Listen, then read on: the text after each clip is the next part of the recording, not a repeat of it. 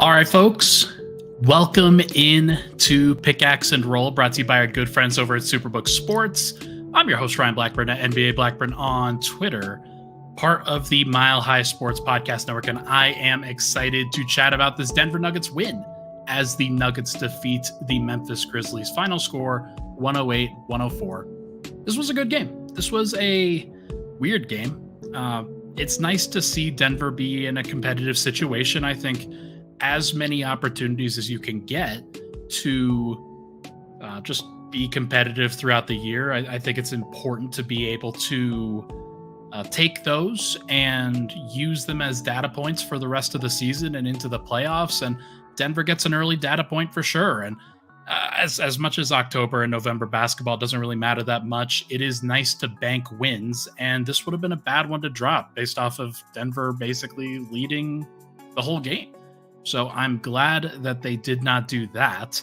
But it was interesting to watch. And we'll talk about different things that happened throughout the evening and different things that I think should be discussed in general.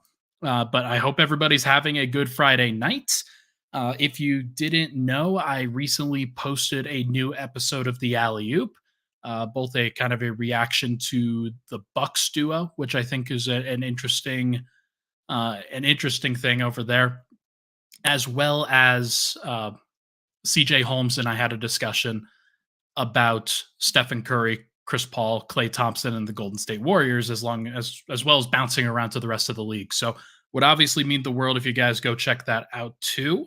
But you're here, and I am glad that you are here, and I appreciate that you're here. So let's focus on the Nuggets. Why don't we? Good game. And I love this comment off the bat from Alejandro.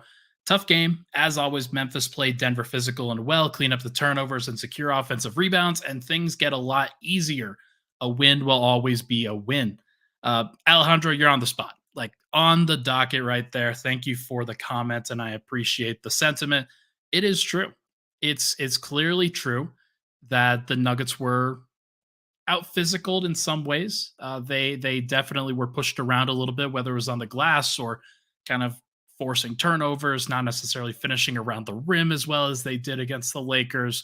There are reasons to be at least a little bit frustrated, concerned. Not really concerned, obviously. Nobody's really concerned.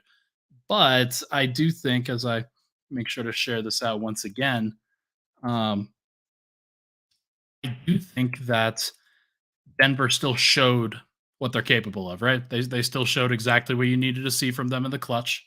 They still showed up. And even though the starters weren't as good as they probably could have been, this was a game that Denver could have dropped. And they didn't, because they have an awesome star duo and they have defense when they need it. That was a really cool aspect of this. Nadine also comments here, the Nuggets bench won this game. There's at least an argument for it. Like through two games, Denver's bench has been perfectly fine. They haven't really been tested by the best benches on any team in general, but LeBron James and Jaren Jackson Jr. stagger with the second units and don't really gain too much ground. Like it was at least nice to see Denver really compete in those lineups. And I'll talk about that a little bit more in the second segment, but let's focus on the first one. Let's focus on the starters here. Jokic goes for 22 points, 12 rebounds, 7 assists, 1 steal, 1 block. He has 9 turnovers. It's a very rare number. It's not a number that you're going to see from Joker that often. I think last year he had a game with, I think he may have had a double-digit turnover game, if I'm not mistaken, but it's very rare that he gets above 7 or gets above 6 even. Like it's just a rare occurrence for him to be that lax with the basketball or making weird decisions. He's always in such control of the game that you kind of take it for granted how efficient he is. Tonight he wasn't. He just wasn't that great. And I think it was the combination of 3 factors: Xavier Tillman, Jaren Jackson, and Marcus Smart. And Desmond Bane played a pretty decent defensive game as well. And there are enough guys kind of in that rotation that did a nice job for Memphis. But I think it's those 3 that I mentioned mostly. And between Xavier Tillman and Jaren Jackson, that is as tough of a front line defensively as you're often going to get for a center that posts up, because Xavier Tillman is the guy that you have to move around, and he's a strong, big dude. He's only like 6'8", but he's built like a truck. That dude is very hard to move.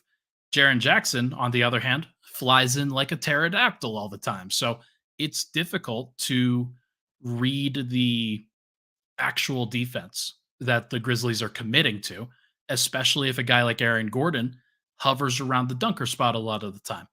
I do think that that's an aspect of this that Denver's got to figure out. It wouldn't surprise me if Denver's best lineup in some of these situations is playing Michael Porter Jr. at the four and then having some other wing come in and space Jaren Jackson away from the rim.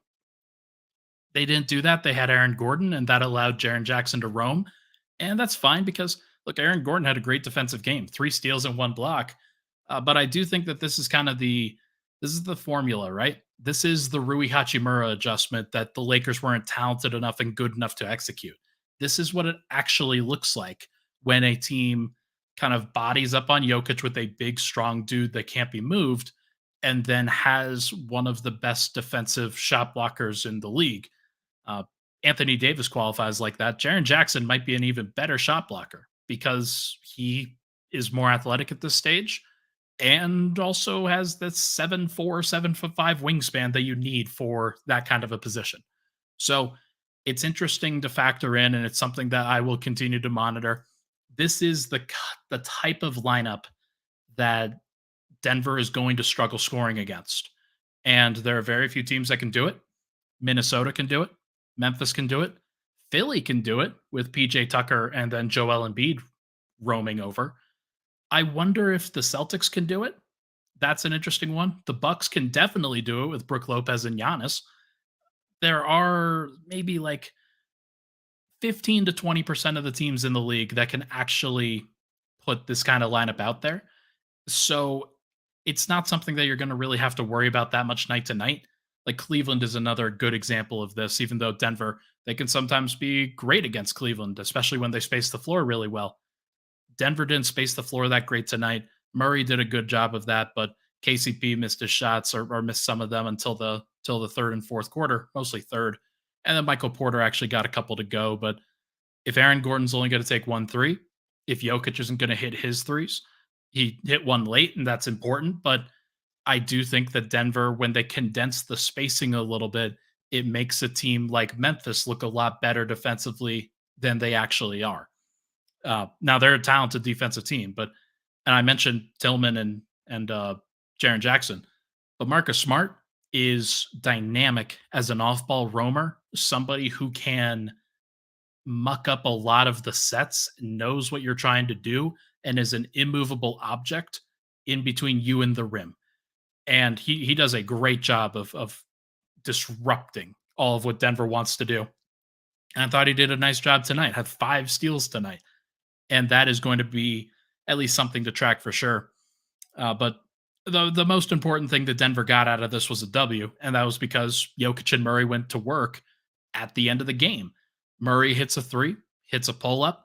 Jokic hits a 3, hits an offensive rebound off of a Murray miss. And those guys, they assist on every single bucket towards the end of the game. One of the ones was a Murray pick and roll, or a DHO, excuse me, where he gives the ball to Jokic, gets it back on like in the middle of the floor, and then accelerates right past Zaire Williams. I keep wanting to say Xavier because I've been saying Xavier. Zaire Williams. He accelerates right past him, drops it off to Aaron Gordon for the 2 to basically seal the game.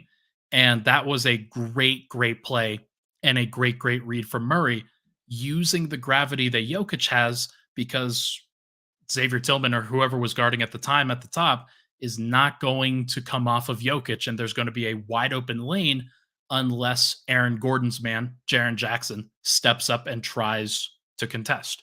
So really good stuff from Murray.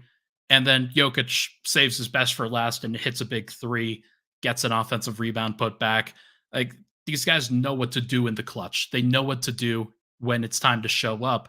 Even if you don't have a great game up until that point, Denver's like they have done this over and over and over again. And the pressure of playing in Memphis in front of the Memphis Grizzlies crowd on game 2 of the regular season is not going to rattle this team. So It was a good thing to see them go to work and a nice reminder that even when Denver doesn't play that well, they're still going to be fine. Let's take a break. When we come back, we are going to chat about the bench and what I thought was a really, really nice bench stint. But first, everybody, this podcast, as you know, it's brought to you by our good friends over at Superbook Sports.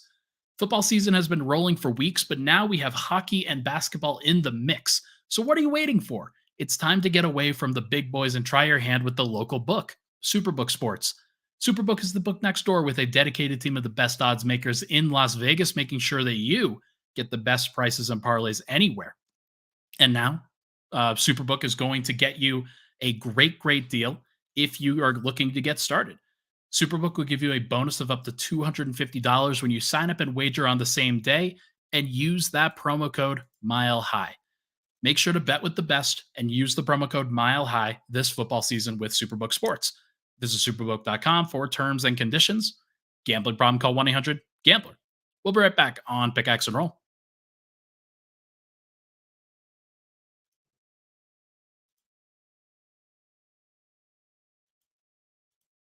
And we're back.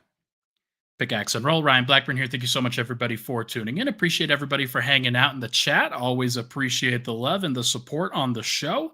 Let me know what you're looking for from me going forward. I know that we're going to do weekends with Swipa on Sunday. We had initially thought 6 p.m. after the Nuggets game on 1:30, after the Broncos game, actually at 2:25. But I think we're going to do 11 instead. So sorry if you're wanting to do fantasy football watching and NFL Red Zone watching. Watch us for the first hour of that before any of the fantasy scores really matter that much. I promise you'll have a good time. Swipe is he's a legend, man. All right, let's chat about the bench. Let's talk about the bench here because they deserve a lot of credit. They deserve a lot of the discussion. And I'm going to pull up the box score right now and just read off some stuff. Reggie Jackson, let's start with him. Big time game from Reggie. Really valuable game from Reggie. He was a -4 tonight, but when he's a -4, then you're probably going to be okay most nights because the starters are generally in the positive. And tonight kind of pushed that threshold a little bit. Like you had Aaron Gordon at +8, Michael Porter at +4, Jokic at +6, Murray at +8, KCP at +6. So everybody kind of in that +4 to +8 range. Reggie, only a -4. He was actually a team low in the plus minus, but that doesn't really tell the whole story because I thought he was pretty good for the most part. 22 minutes, 16 points, 7 of 13 from the field, 2 of 5 from 3, and then had 6 assists compared to 0 turnovers. That's a great number.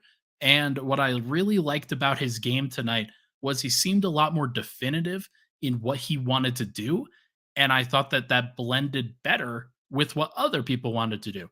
Last game, he only had 1 assist. He had 8 points, wasn't as involved. He was kind of just more so getting out of the way, making an occasional play. Tonight, he was very much involved and leading the group. And I thought that that was very fascinating. Now, not a ton of guys on the Memphis side to really disrupt him. Like once you get past the starters and like Bane wasn't really doing a lot of man on defense. It was a lot of Derrick Rose and John Conchar and maybe the occasional Zaire Williams stint, but nothing too crazy. Most of the time, Reggie had a pretty favorable matchup. So I don't want to just sit here and say, oh, yeah, this is going to be easy for him going forward. But it was good for him tonight. And that's really what matters when you're trying to get through the regular season. Reggie was good and he made good decisions with the basketball. He set the table for other people. And I thought he did a pretty nice job, especially looking for Zeke Naji, looking for Peyton Watson, but then also looking for Nikola Jokic. There was one dump off that I thought he had a really nice pass to in the pick and roll. And Reggie just continues to find ways to be impactful. So even if it doesn't show up in the plus minus, I think that Reggie, he's in one of the toughest positions on the team. Currently the 6th man, somebody who's coming in first off the bench for Jamal Murray. So, excuse me, a lot of pressure. And he absolutely deserves the credit for being able to handle that pressure. You never know how folks are going to respond. And Reggie this year, without Bruce Brown and with a bunch of young guys in the lineup, has responded as a veteran leader and has done some good things, especially early. So credit where credit is due. Reggie Jackson's been balling. Christian Brown, not a great game from him. I was not as impressed with Christian Brown. I thought he was probably the least impressive guy outside of those Jokic turnovers on the floor tonight. He doesn't look like he knows where he wants to be. And that tentativeness, trying to figure out how to impact the game in the way that he wants to, that's going to be tough because he's not seen as like the defensive stopper right now, although he does a pretty decent job of staying attached to different guys. But especially on the offensive end, 5 points, 2 of 6 from the field, 1 of 4 from three, 0 of 2 from the line. He's got to get that free throw shooting under wraps. He struggled with it last year, and it hasn't gotten better so far. So, got to make them. Just have to do it in order to stay on the floor. 4 rebounds, 2 assists, 1 steal, and did have some good productive moments, and does give the starting lineup and staggered groups with the starters some good versatility. But kind of like last year with Bruce Brown, when you're talking about the regular season, not necessarily sure what he does with the bench. And I'm still trying to figure it out because if Murray is staggering and Reggie Jackson is out there and Peyton Watson and Zeke Naji are your 4 and your 5, then you are, what do you need? What do you really need is that other guy. You don't really need a tertiary creator because I think even Peyton Watson could do some of that. Though it is nice that Christian can get to the rim on occasion and can do some stuff. And there was actually a nice pass that he had kind of hustling up and finding a good opportunity as after an offensive rebound, zipping a pass under to Zeke Naji, who was sealing and did a good job of finishing a basket. But I thought that he did a pretty nice job. Christian Brown did, and it to me it seems pretty clear that he's got a ways to go. But if he starts hitting his shots, like he made a three, but it was off the bounce. I'm not gonna give him too much credit for that one. It's got to be some sort of spacing threat. If Reggie and Jamal are going to operate in the pick and roll, if Zeke is going to roll to the rim, if Peyton Watson's going to be in the corner most of the time, which he was, then Christian has to be on the wing and he has to be able to either be a secondary creator, be a shot maker, or both. And so far, we haven't seen the dividends of that, but it is early in the year. So we'll just have to monitor it for sure. Peyton Watson, though, a good game from Peyton Watson, a nice kind of response to, I think, the calling out that Michael Malone gave on Thursday. Peyton Watson, 18 minutes, 9 points, 3 rebounds, 1 steal, 3 blocks, all 3 on Derrick Rose, which not really a surprise because Derrick Rose right now is kind of a below the rim point guard, and he's undersized when going up against a guy like Peyton Watson, who's 6'8" with the 7-foot wingspan and crazy hops. But it does feel like Watson found a nice rhythm on both ends. He made a couple threes. He had a nice cut to the basket and made 1 of 2 at the line. And I mean, got to grab a few more rebounds, I would say. That's the one thing that if I'm criticizing, that he could probably get more involved there. But if Reggie and Jamal are going to be the main playmakers, he's got to be a play finisher. And I thought he did a pretty good job of that tonight. So good on him. Only 1 turnover. And then the defensive impact is clearly real. He is a guy that can deter shots at the rim and alter shots at the rim, which Denver doesn't really have that many guys like that on the second unit. So, or even on the first unit. So it's nice to have that level of athleticism and deterrence in the rotation. And it's a reason why Denver is so high on him in the first place. And then Zeke switched out on a lot of this and switched out on defense, but also was guarding Jaren Jackson a lot of the time. Now, Jaren Jackson had a good game. 21 points, 9 of 12 from the field, 2 of 2 from three, 1 of 2 from the line. But if only a few of them, like there were only a few misses, but they all basically came against Zeke Naji, where Naji blocked him at the rim, stifled him on the post, did some good things. I thought that it was about, I would say 50-50 when it comes to Zeke having success against Jaren Jackson. And if you can at least make sure that it's 50-50 and not 75% success rate down there, then that's a good stint for the bench going up against one of the stars on the other team. So Jaren Jackson's a good bellwether, I think, for Zeke Naji because he's not so big that he's going to overwhelm Zeke entirely, but he was big enough that he shot over the top of him a couple times, had a couple of nice moves where Jackson kind of used his shoulder, used his elbow a little bit to clear out some space and then shoot a hook shot over the top and things like that. So it was good battles between those two. I thought that JJJ won one of them and Zeke Naji won another, and then they just kind of went back and forth a little bit. So good stuff from Zeke. Again, only played 13 minutes tonight. Jokic plays 35, basically identical splits to last year or to last game. And that's not going to fly. Like Joker has to get down to the 30 to 33 range more consistently.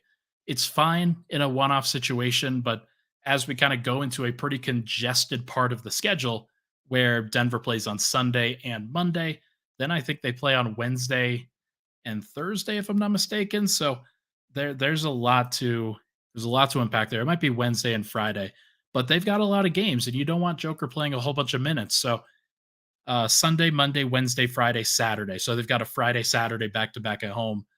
Oh God, that's going to be a painful schedule. Okay, um, so we'll cross that bridge when we come to it. But Zeke's got to find ways to play. He's got to find ways to stay on the floor in those situations, and the team has to find ways to make those minutes productive, or else Joker's going to get tired. Jamal's going to get tired. Jamal's already staggering with the bench and did play 34 minutes. I thought Malone did a nice job of kind of keeping those minutes down in the first half so he could play him a little bit extra in the second. But we're going to find out. We're going to find out really quickly what this team does. Julian Strother got in off the bench, and he played the first 5 minutes of the second quarter, basically 5.5 minutes or so. And I thought he was okay. Not great, not tremendous by any stretch. Had a couple misses at the rim, but didn't look like he was out of place on the defensive end, which is nice. 5 minutes, -2, plus minus, nothing crazy. He's got to make shots, couple fouls. It was just good to see him out there. That's the most important thing. So hopefully he gets his first bucket next game. I do think that Denver's going to try to find those minutes for him, especially at the beginning of the second quarter, maybe the beginning of the fourth quarter if he plays well in the first stint. And they will try to loop in a 10th guy, somebody who could help keep Reggie Jackson's minutes down as the sixth man. So that is a good thing for Denver. And I'm glad that Malone is trying it out in game 2 already. So we will see what happens, but let's take a break. When we come back, I'm going to chat about the defense. I want to wrap up with that, and we can talk about what to expect from Denver's defense as the season unfolds. We'll be right back. But first, this message from Sandy and Sean. Hi, I'm Sean Drotar. This is Sandy Clough. Make sure you catch us from 2 to 4 p.m. every day on Mile High Sports, especially now, Sandy, as the Nuggets have the best chance ever to win an NBA title. It's basically all Nuggets all the time at the present time, but we talk all sports from 2 to 4 every day. That's right. Every team, every day, right here at Mile High Sports. All right. Good to hear from Sandy and Sean. I was just on the show with Sean Drotar after Denver's game on Tuesday. I think I was on Wednesday, but it all bleeds together for me. So I'm still trying to figure out what day it is on my end. But it was nice. It's always good to talk to Sean. Make sure to go check out their show, especially when I'm on there. I'll pop on pretty much every week. So should be a good opportunity. All right. Final segment here. Let's chat about the Denver Nuggets defense. I wanted to take this opportunity here. I wanted to see if the actual numbers would update for Denver's defense. First game, they had a 111.5 defensive rating. Let me check the second game here, see if it's updated by now. No, it is not. It is still, they're still waiting and taking their sweet time. Okay. 106 on the year, which is great. If I just sort for today, what did they have? Sorry, I'm trying to do this live because it takes time. 101 defensive rating tonight. That's good. 101 defensive rating tonight against what I think was a troubled offensive team in Memphis. And then you had a 111 defensive rating against a Lakers team that should have a better offense against Denver, especially while they're healthy. It was nice. It was good to see Denver be able to lock down a little bit. It was good to be able to see Denver do what they had to do in order to generate stops, especially in the clutch. we could go through all the clutch defensive plays, but KCP is one that he really stands out. Got his hands everywhere. He was jumping passing lanes. He was forcing errant passes. He was like, I thought he got called for a foul in a situation where he swiped down on the ball and I thought dislodged it from Xavier Tillman, but they decided that that was actually a foul. And it does generally feel like KCP, even at his age right now, like he's past 30, it does feel like he's still finding ways to be a massively impactful veteran, especially when Denver needs it. There are times throughout the game where I think he misses a rotation, misses an assignment, doesn't make the right closeout or right level of effort, but most of the time he is rock solid. And Aaron Gordon tonight, I thought, and especially in game one, I thought he had some rock solid defensive plays as well. And between those two, Denver always has a defensive backbone. They always have guys that are capable.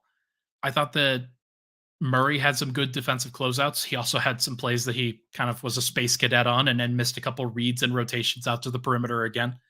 Thought that Jokic had a couple times where he got blown by, but for the most part, he is playing great positional defense himself too.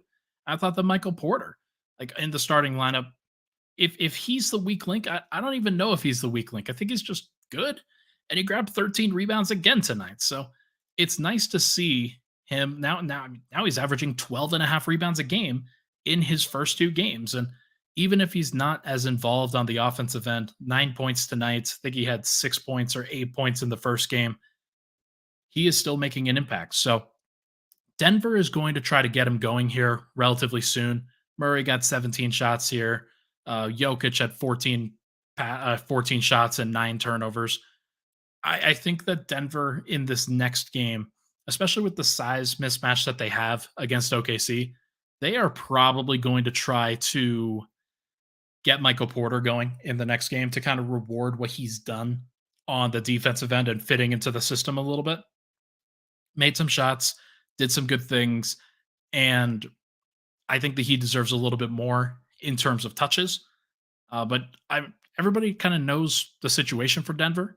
It was very interesting actually watching those guys come back in during the second quarter, like 6:30 left in the second. Basically, guys have been standing at or sitting at the scorer's table for a long time. Dead ball happens, whistle blows, subs come in, and Denver has KCP, Jokic, Gordon, and Porter all come in at the same time while Murray takes a little bit of a rest and lots of other bench guys come out. And it just is so staggering at times that Denver can put all those guys out there at the same time. And I'm sure it's pretty daunting for an opposing team when you see the champions and you see, okay, you're supposed to make up the minutes in the bench unit and you don't necessarily do it. And then Denver brings back in their starters and it's probably pretty debilitating mentally at least. But I thought Memphis did a good job tonight, especially kind of sticking with it. And I think that Denver, they were tested tonight. They were tested, but I thought the defense really showed up pretty well. 104 points allowed. There were a couple open shots given up, and I think Memphis probably could have hit some threes that they missed. Like Desmond Bain shot 1 of 10. He's probably not going to do that every game. But still, like Denver missed some free throws that they probably wouldn't have missed normally, and or maybe they would miss normally. But look, I think that the Nuggets are in a pretty good position. Getting out of the first two games 2-0 and then going to OKC, if Denver could somehow find a way to go 3-0 to start the year, that'd be pretty tremendous, honestly. And like it's not because they shouldn't be favored in these games, but the odds of being able to show up and show out in the first two games when the target is clearly on your back from the Lakers and then from Memphis, even though they're injured, and I'm sure that that definitely contributed, like Ja not playing, Steven Adams not playing, Brandon Clark, Luke Kennard, Santi Aldama, even like those guys are talented players. And if those guys play, Denver probably loses, if we're being honest tonight, based off of the effort that Denver gave. But Denver survives. They're 2-0, and they're in a pretty good spot where you can go forward and you can feel pretty good about what is to come. Um, Going up against OKC on Sunday is going to be a challenge. I don't know if y'all saw this, but Chet Holmgren, 7 blocks tonight against the Cleveland Cavaliers, and was the best big man on the floor in a game that featured Evan Mobley. It's going to be tough. but he also hasn't faced Nikola Jokic, and there is a possibility that Jokic buries him under the stanchion. So that is something to monitor too. But Michael Malone has called OKC a root canal team, where they are just a bitch to play against all the time, and they're really talented and they're really deep and they're really good and they're coached really well. So they're going to make a leap. I think I undersold them in my rankings, and I think that they'll probably finish with more than the 43 wins that I predicted them. So if Denver could come out of it with a win against them, that'd be tremendous. So we will see what happens. I do think that Denver's defense and the personnel that they have on the second unit, especially, it's going to lead them to have a better defense in general. Right now, Denver's got a 106.5 defensive rating, I think, between games 1 and 2. And it's not going to stay that way. Like, they'll have some other teams, and especially teams that are just as talented as Memphis, actually make their shots. And that defensive rating will not stay there. I'm not going to say that, but I think there's at least a possibility that as long as Denver doesn't turn the ball over a million times, and as long as they stay relatively locked in, that Denver could be the best offense in the league and a top 10 defense at the same time. And that's tremendous. It's going to take a lot of work with the bench, but they've already made some steps. Murray looks good, and he's now in what I think is a pretty good place. Had 21-6 in the first game, 22-5, and a clutch 3, like breaking Marcus Smart's ankles basically, and then hitting a 3 and screaming. That was the lead image for this podcast. 21-6, 22-5. Those aren't quite all-star numbers, but they're darn well close. And if Denver is the top seed in the West heading into the playoffs, and he's putting up numbers like that pretty consistently, then he will be an all-star in February. Like, that's just going to happen. So should be a fascinating thing to monitor. But look, Denver had a bad game with their starters relative to expectation. And let me read off these plus minuses again. Remember, it's a bad game. +8, +4, +6, +8, +6. Memphis did great. They did everything they could, and it just didn't really matter. So that's a great place to be. And if you're a Nuggets fan, how could you not be excited? That is a fantastic thing. So we will see what happens. But Snowwolf says the World Series is going into extra innings. So I'm going to get off the podcast and we're going to go watch that. So everybody, that is going to do it for this episode of Pickaxe and Roll, brought to you by our friends over at Superbook Sports. I appreciate it. Yes, as always, please have a great weekend, and please tune into Weekends with Swipa on Sunday. Either it will be at 11 a.m. before the Thunder game, or it will be at 6 p.m. after. Should be fun. Thank you so much, everybody, for tuning in. Appreciate all the love and support. Hit that like button and that subscribe button on the way out, and go follow the alley-oop. We'll talk to you guys very soon.